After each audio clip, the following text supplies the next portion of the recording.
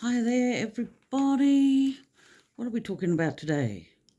3 reasons why writing a series book really works for you as an author. So if you want to find out more about that, then hang tight and we'll get on with it. Hi there. For those of you who don't know me, so are wondering why on earth you're listening to me at all, my name's Lisa Oliver. I am an MM paranormal romance author, and I have been supporting myself solely through the writing of my self-published books for the past 8 years. And I started this YouTube channel in the hopes of helping you to do exactly the same, because being able to work when you want, sleep when you want, and do what you want is it's a hugely powerful, empowering thing to do. But anyway, let's get on to 3 of the reasons why writing series books actually works for you as an author. I suppose the most important thing, and the thing that should be mentioned first, is it works for the reader. Readers, we all have them, these wonderful readers who consume large numbers of books. And I know myself as a reader, if I am looking for a new author to buy a book from, if I've been really hitting my book budget hard and I've only got enough to buy 1 book or maybe 2, I will buy them from the author who's got a series as opposed to standalones, because I feel as a reader I get more out of those characters and more out of the world that author has created for me. So as an author, I appreciate that my readers love my series books. When I first started writing, my first ever book was The Reluctant Wolf, which was book 1 of the Cloverleaf Pack series. I had always intended to write a series of, I figured, 5 books. I had 5 gay men in my pack, 5 gay wolf shifters in my pack, and I figured over 5 books, they would all find their mates. That series, when I finished it, was 13 books long, 13 full novels and 2 half, what I call half books, but they were actually compilations of short stories. So there's actually 15 books in total in that series, and it spawned the spin-off series, The God Made Me Do It. So, which is now, I think, being Loki is either book 12 or book 13, I think, in that series.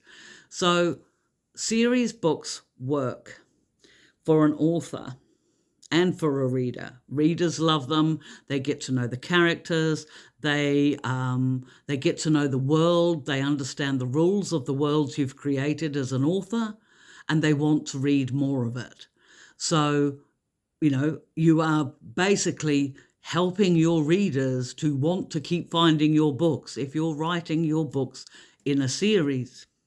Now, a second reason is that series books sell books in a series,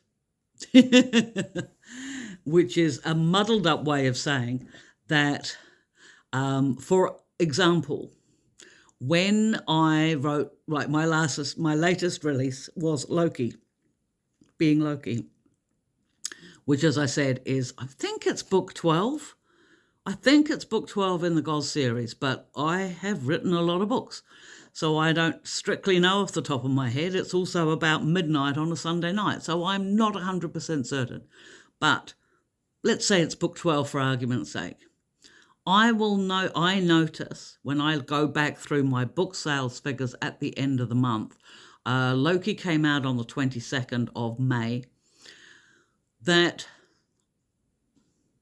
all of the books in the God series all had better sales than other series books, because the God series is being promoted every time Loki was being promoted.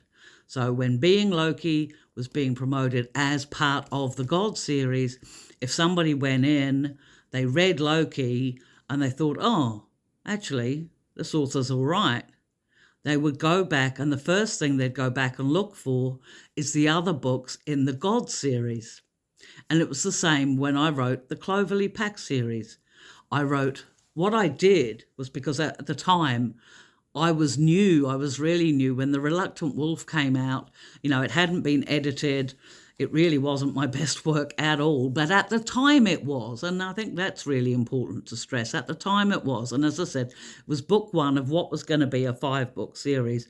I had written both books 2 and 3 before I published 1, but what I did at the back of book 1 is I put in the first chapter for book 2, and then when I got to book 2, at the back of that, I wrote the first chapter for book 3. And I did that in the Cloverleigh Pack series. I think I did that for about the first half a dozen books. So readers got used to looking at what was going to come next. And at that time, I was only writing the Cloverleigh Pack series.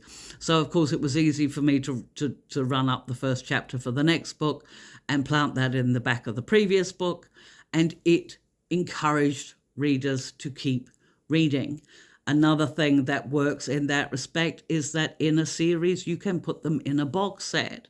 And box sets are really useful if you're like me and you don't traditionally use KU or Kindle Unlimited. But I have the first 3 books of the Cloverleigh Pack series are in a box set in KU, as well as the first 3 books of the Bound and Bonded series, the first 3 books of the Alpha and Omega series as well, I think, are also in box set. And when I put them in box set, I put them up on KU too, so that allows for me to hopefully gain new readers through the Amazon subscription service. So the writing books in a series really works for that. And finally, they are really beneficial for the author as well. When you're comfortable with the world you've created and you're comfortable with the characters you've created, and the more often they saunter onto the page and do their thing, the more used to them you are. It makes the stories easier to write. Now, admittedly, there is a flip side to that. Some of us,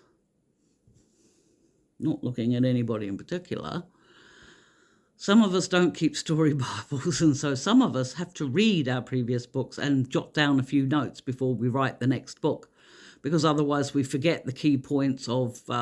my things for forgetting are things like eye colour and hair colour and things like that of the characters.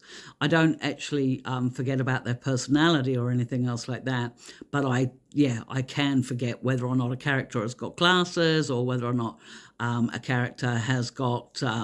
blue eyes or green or whatever, and I can be quite shocking about that. But yeah, as a rule, the more often you write them, your characters, the more comfortable you become with them, and that really works. So you are writing faster, and you are putting your books out quicker if you. If you're writing in a series. But the key thing is that if you're writing in a series and your readers get used to it, they know what's coming next. So they get excited about it, and they share that excitement with you in all the social media platforms that you've set up so readers can get in touch with you, and they get in touch with you and they want to know what's coming next, or they think they know what's coming next. And all those interactions, they all help a reader to remember who you are as an author and as a person. And that is the key to a successful self-published author's career, particularly when you're writing fiction. I do hope that you enjoyed this little tidbit today. There wasn't a huge amount in there. I'm probably preaching to the converted, but you never know. I just think it's really important that if you're starting out your writing career, it's just as easy to plan a series as it is to plan a new book. So go ahead and do it. And if you're a pantser like me, just keep writing. keep writing until you start forgetting who the characters are completely, which is what happened to me in Cloverleaf, because it was meant to be 5 men finding their mates, so the maximum would be 10 people. And then it ended up, I had 26, I had 13 pairs, I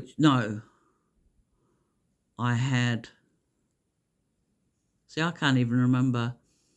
I had 11 pairs and 2 menages. So I had 22 and 6 is 28 characters. And then there was the baby bear. And then there was the baby dragon. So that was 30 characters. And that's without the secondary characters. That was just the main crux there. And then Wesley came along with all those other kids. And yeah, I had to stop the series because it was getting too difficult for me to remember who was who and who was doing what and why. I'm not one for writing those epic masterpieces, I'm afraid. I like to keep my cast of characters fairly small. No, I'm not getting any younger, and it makes them easier for me to remember.